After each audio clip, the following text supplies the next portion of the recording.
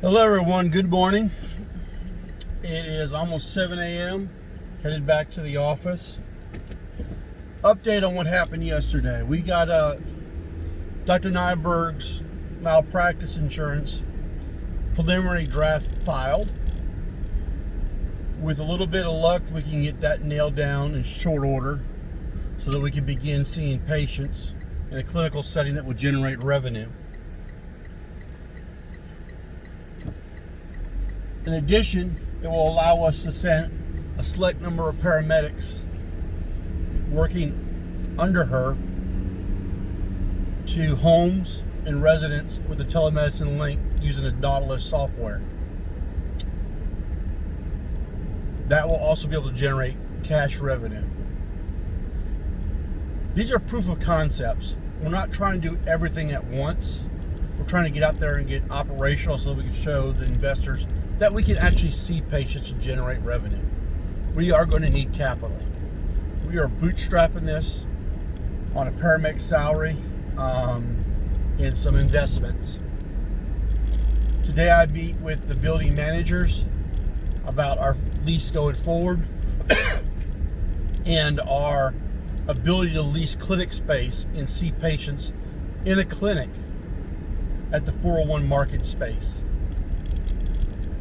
All these things are going on multiple tracks. Yesterday I had a discussion with a software company, which I really do like their product. But I also got, the usual, well, you can't do that, you can't do this.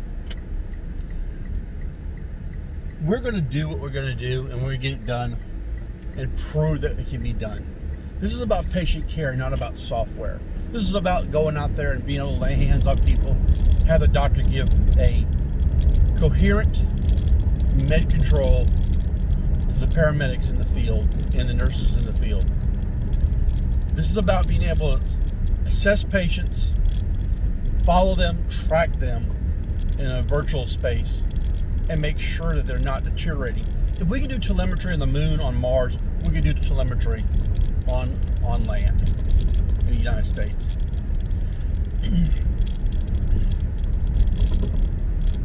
The best thing I can say right now is we're building something by cobbling together the bits and pieces we need to actually do patient care. That's why we chose the trademark Healthcare Brought to You.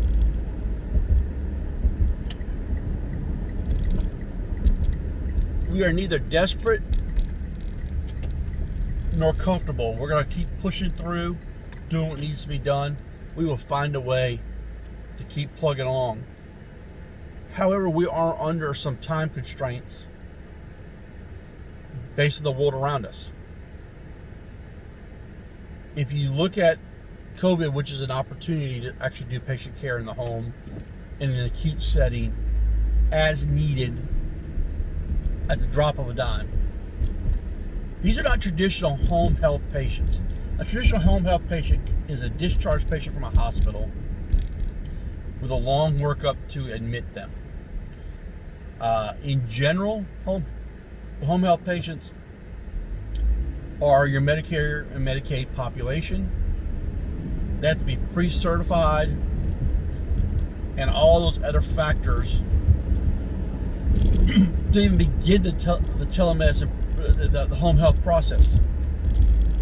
Most home health agencies are not comfortable with an acute patient who is slightly short of breath. They're not set up to do the urgent and semi-emergent patient. That's where we want to fill that void. I ran some basic numbers. If we were to get to a point where we saw about 3,500 COVID patients of all strata within the next 4 to 5 months, it's about $5 to $6 million in revenue. That's in Northwest Louisiana. Mind you, we set this up to be a healthcare network that expands nationwide, that can be replicated. we will be pursuing some opportunities that we've been looking at with South Dakota. That's going to require us to pull Dr. Nyberg a South Dakota license. I will start that process today. We will also start looking at the credentialing process for Medicare, Medicaid, Blue Cross, Blue Shield, Humana, and the major insurance players. That's generally a 90 to 120 day process. I'll see what we can get done to move that along.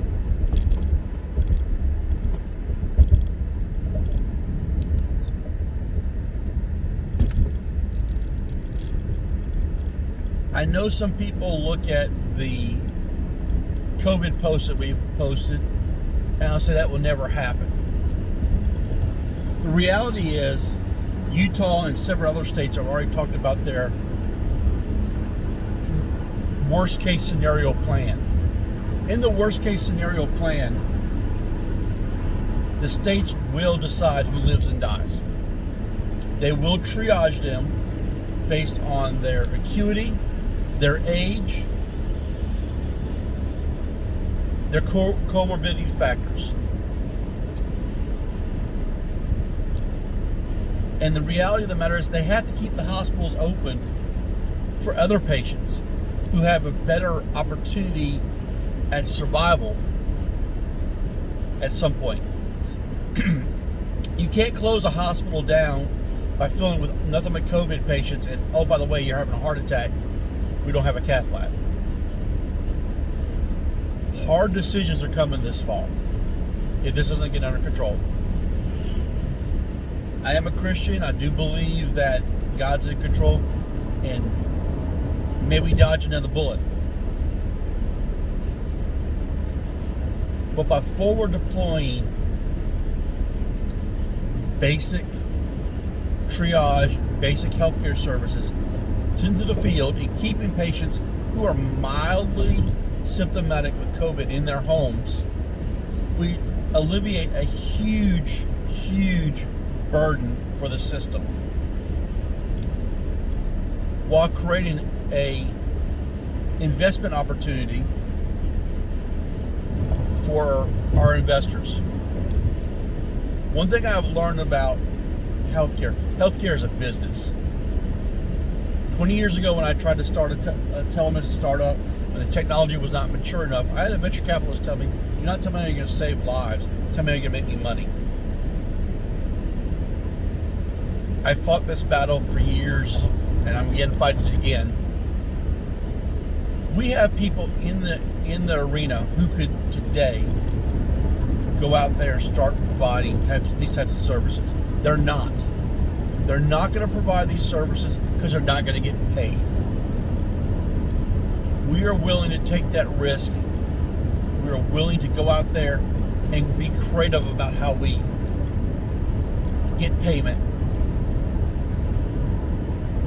and make sure that we're fair with our patients.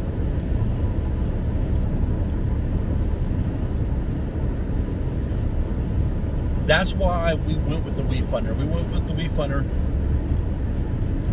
for the idealistic investor. Day in and day out, we searched high and low. How did we get to a point that we could take in investors who were non-accredited legally?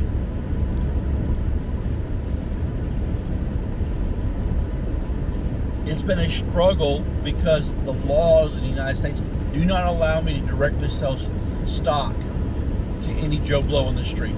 They do not allow me to go out there and do things to pull in capital from people who are not accredited. The only option I have is WeFunder for the small investors. For the big investors, we've had some big investors come in who've wanted our souls.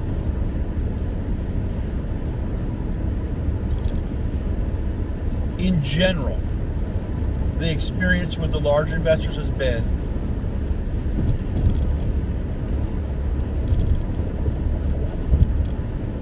make me money now.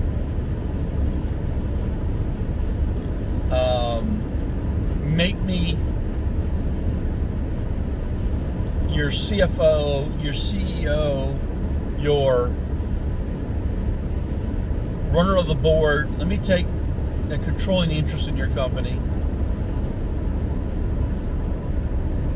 which we're not opposed to with the right dollar amount. But if you come to me with $5,000 and say you want to be the CEO, CFO of this company that has great potential, you can leave.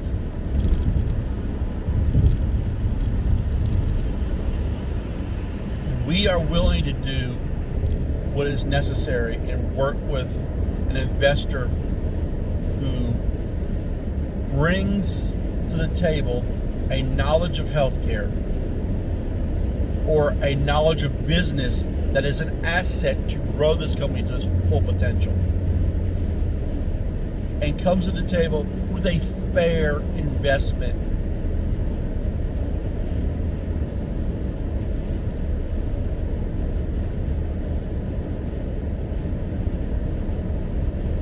We've battled through that you can't do that, you can't do that, and we're going to continue to do that.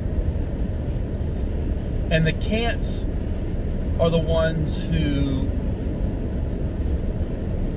they're going to be the ones who are going to be standing there going,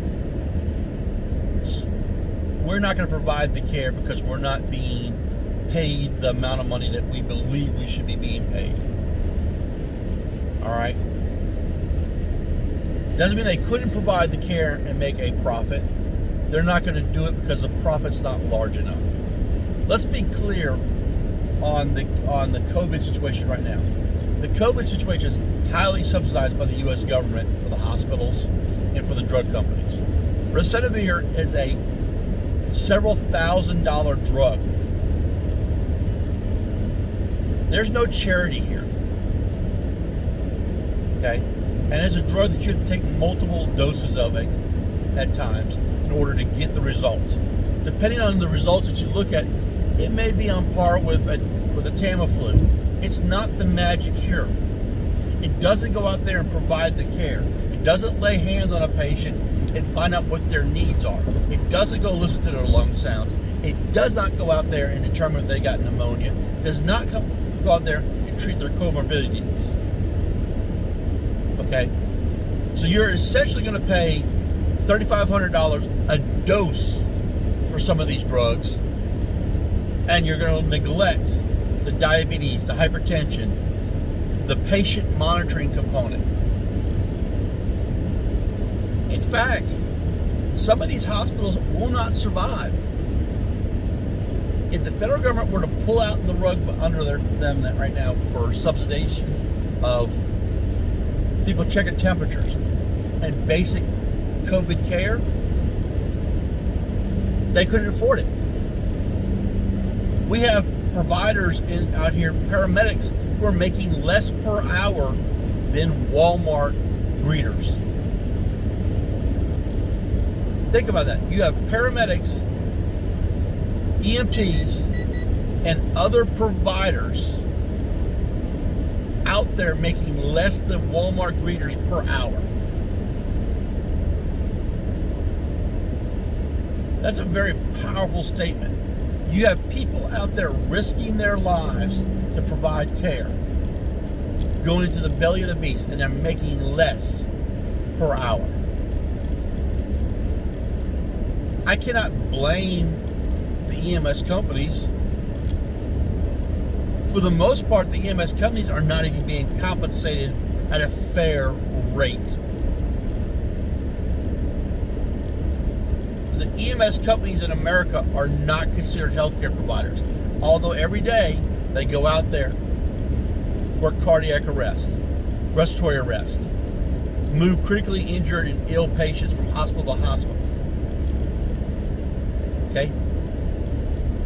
One of the biggest hurdles to the whole community care model has been the inability to get access to a CMS number as a provider. Matter of fact, some of these EMS systems get paid less than it costs to provide the level of care necessary to resuscitate a patient. You have paramedics, ACLS, PHTLS, ATLS, critical care certifications. But the insurance model does not recognize them as a valuable part of the healthcare system. We're going into the fall with our backs against the wall. We need to make a decision right now of how we're going to proceed. Are we going to overwhelm the hospital system, eventually start sending people home to die, in which case the paramedics will get them, but at that point in time, we will be out there intubating them, put them on ventilators, and trying to find a place to transport them.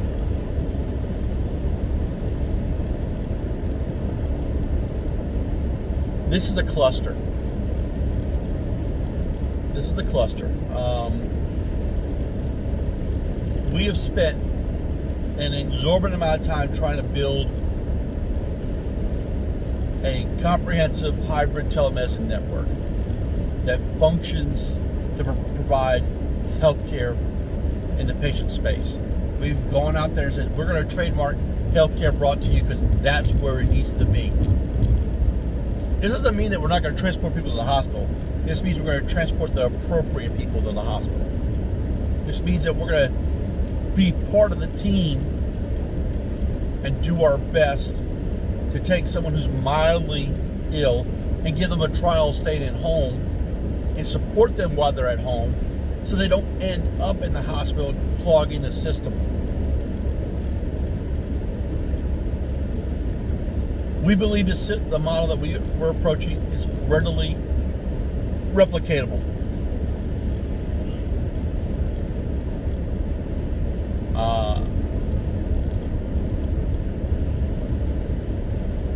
I love the statement that gets told me, well, you're very passionate, but you got a long way to go. One thing about us paramedics is we're resourceful and we understand what needs to be done and how we need to proceed. We can provide the care. We can set a reasonable cost for care. Right now, I believe what's going to end up happening is you're going to be in a decision that you're going to have to seek out the care yourself and purchase the care yourself. That, or quite frankly, you're going to go home alone, no support, or not be able to go anywhere because you have no support. So in this update, I wanted to be clear as I speak to the WeFunder population and hopefully some venture capitalists. We don't have all the answers. PayPal did not have all the answers. SpaceX didn't have all the answers. It was an evolving business. We want to be able to hire other personnel to take some of this burden off and make this happen. But at the end of the day, a small investment of $100 a pop for 100 safe agreements is not too much of a risk. If we're successful, which I believe we will be, and I know we will be, you will see a reasonable return on your money. If we're wildly successful, which I believe is definitely within the realm of possibility, you'll make out like a bandit. But are there risks? Could you lose everything? Yes. But at the worst, you've lost $100 on investment. And for most people, that is a trip to the casino, a football game, a trip to the bar, and a nice dinner out. Those are things you can't do this year. Those are things that right now are too high risk and are shut down. So what we're asking you to do is think about that bit of funds you've been using for entertainment, make it an investment. Take a risk. Help your fellow man. Help us go out and help your fellow man. And let's see what we can do. We are going to do this no matter what happens. It's just going to be a lot harder without some capital. Thank you.